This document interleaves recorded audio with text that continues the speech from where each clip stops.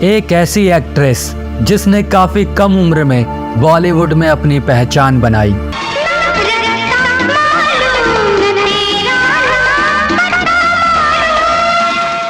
एक के बाद एक हिट फिल्में देकर बड़ी और स्थापित हीरोइंस को चुनौती दी। क्या कसूर मुझसे, रहते हो दूर मुझसे।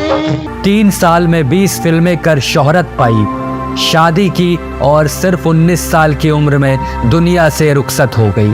सारी उम्र पुकारे फिर भी लौट के ना आऊंगी। बात कर रहे हैं हर दिल अजीज अदाकारा दिव्या भारती की। आप जो मेरी नीत न होती, होठों पे मेरे गीत न होते। 1990 के दशक में बॉलीवुड में अपनी एक्टिंग और मासूम चेहरे के दम पर दिव्या भारती ने दर्शकों को दीवाना बना दिया था। तेरी इसी अदा पे सनम मुझको तो कम उम्र थी, इसलिए उन्हें बॉलीवुड की गुड़िया भी कहा गया। जाने जाना दीवाना 25 फरवरी 1974 को दिव्या भारती का जन्म बंबई में ओम प्रकाश भारती के घर में हुआ था। उनके पिता बीमा अधिकारी थे और उनकी माताजी का नाम मीता भारती था। उनका एक छोटा भाई कुणाल और छोटी बहन पूनम भी है। दिव्या को पढ़ाई बिल्कुल पसंद नहीं थी, इसलिए 9वीं क्लास तक ही पढ़ाई की।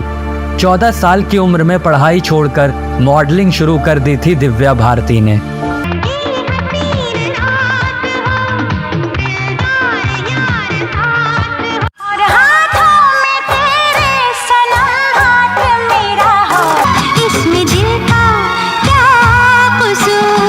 बताया जाता है कि दिव्या भारती के कैरियर की शुरुआत होने से पहले ही उनको कई झटके लगे। दिव्या भारती को फिल्म राधा का संगम, आतंक ही आतंक, प्रेम और सौदागर जैसी फिल्मों के लिए साइन तो किया गया, लेकिन बाद में उनको अलग अलग कारण बताकर बाहर निकाल दिया गया।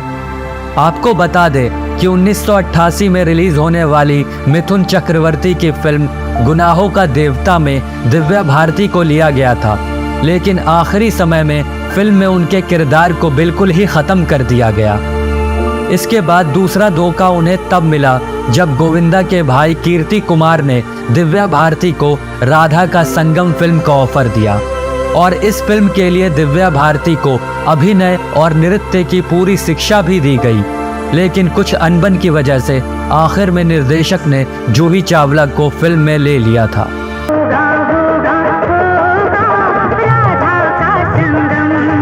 फिल्मों से बाहर निकाले जाने के बाद भी दिव्या भारती ने हिम्मत नहीं हारी और वो मेहनत करती रही और फिर 1990 में रिलीज हुई उनकी पहली तेलुगु फिल्म बॉबिली राजा।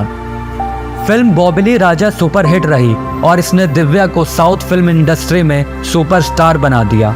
तब राजीव राय ने अपनी फिल्म विश्वात्मा में दिव्या को सनी देओल के अपोजिट कास्ट किया। इस फिल्म का गाना आज भी लोकप्रिय है।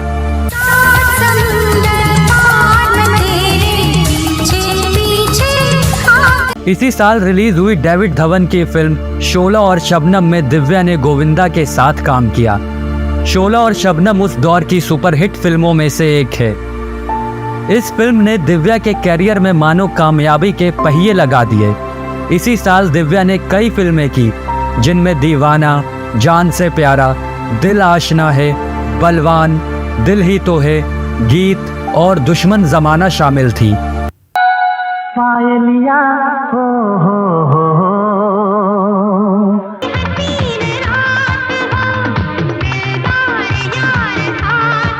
तेरी उम्मीद तेरा की तुम कोशिश करना, वादा कभी न करना। दिल होके जुदा तुझसे रह पाता नहीं है। फिल्म शोला और शबनम की शूटिंग के दौरान गोविंदा ने दिव्या को साजिद नाडियाडवाला से मिलवाया था। फिर देखते ही देखते साजिद रोजाना सेट पर आने लगे और जिसके बाद दोनों एक दूसरे के करीब आ गए। तुम्हें देखे मेरी आँखें, इसमें क्या मेरी खता। साजिद के साथ रिलेशनशिप में आने के बाद दिव्या अपना नाम दूसरे को स्टार से लिंक किए जाने के बाद बेहद परेशान हो जाती थी। इन सभी अफवाहों का मुंहतोड़ जवाब देने के लिए वह शादी करना चाहती थी, पर साजिद को डर था कि शादी से दिव्या के कैरियर पर बुरा असर पड़ेगा, पर दिव्या को वो समझा नहीं पाए और उनकी जिद के आगे झुक गए और दिव्या के 18 साल के होते ही दोनों ने चुपके से शादी कर ली।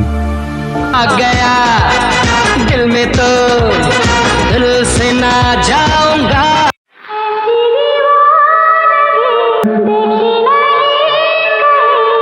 20 मई 1992 को हेयर ड्रेसर संध्या और उनके पति की मौजूदगी में दिव्या और साजिद ने शादी की।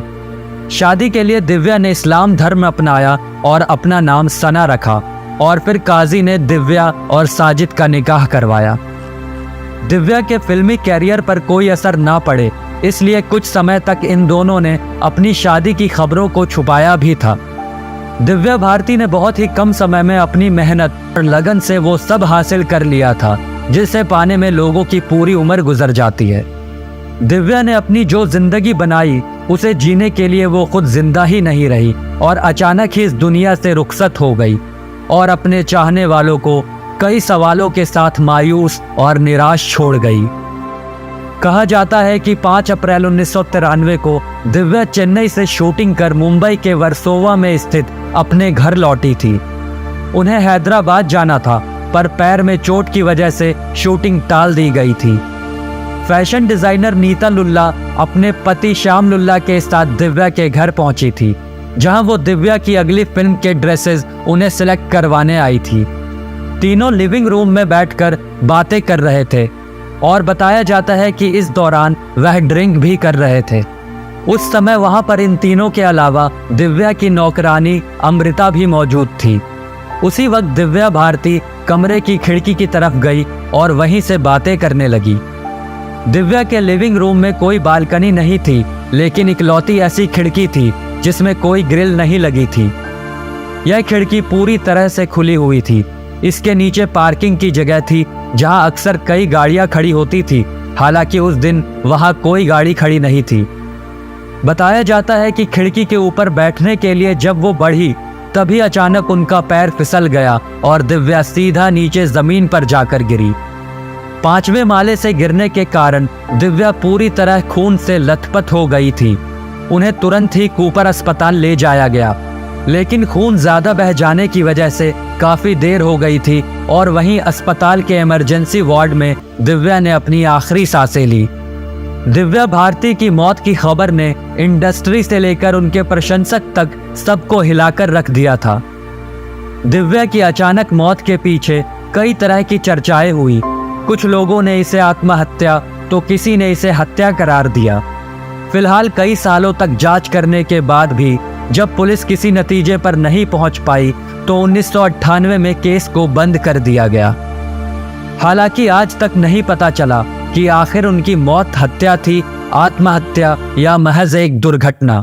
तो मैं मर जाऊंगी माँ जी, मैं मर जाऊंगी, बस कर। दिव्या की मौत के बाद उनकी फिल्म रंग रिलीज हुई और उसके गानों ने बॉक्स ऑफिस पर धमाल मचा दिया।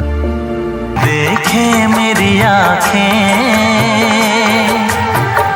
इसमें क्या जाए मसूरी ना जाए देहरादून, एरोप्लेन के चीर के देख तेरा ही नाम होगा। उनकी कई अधूरी फिल्मों को बाद में किसी और एक्ट्रेसेस को लेकर पूरा किया गया। कहा जाता है कि फिल्म लाडला की आधे से ज्यादा शूटिंग दिव्या भारती कंप्लीट कर चुकी थी, पर उनकी मौत के बाद उनके किरदार को श्रीदेवी ने निभाया। यह मूवी भी हिट साबित हुई और इससे जुड़ा एक किस्सा भी। कहा जाता है कि फिल्म लाडला के एक सीन को शूट करते वक्त दिव्या एक खास जगह अटक रही थी। इस सीन में कई रीटेक करने पड़े थे। शॉकिंग बात यह थी कि दिव्या की मौत के बाद जब श्रीदेवी को यह फिल्म मिली तो वो भी इसी सीन पर अटक रही थी। ये देखकर वहां मौजूद सभी लोग डर गए थे। उस वक्त एक किस्सा और सुनने में आया था कि दिव्या की मौत के बाद जब उनकी फिल्म रंग का प्रीमियर किया गया था, तब जहां पर दिव्या भारती की एंट्री होती है वो सीन आते ही स्क्रीन का पर्दा अचानक से गिर गया था उस वक्त भी लोग डर गए थे और कुछ अलग तरह की एनर्जी महसूस की थी। आज भले ही दिव्या भारती हमारे बीच ना हो, लेकिन वो अपने चाहने वालों के दिलों में हमेशा जिंदा रहेगी।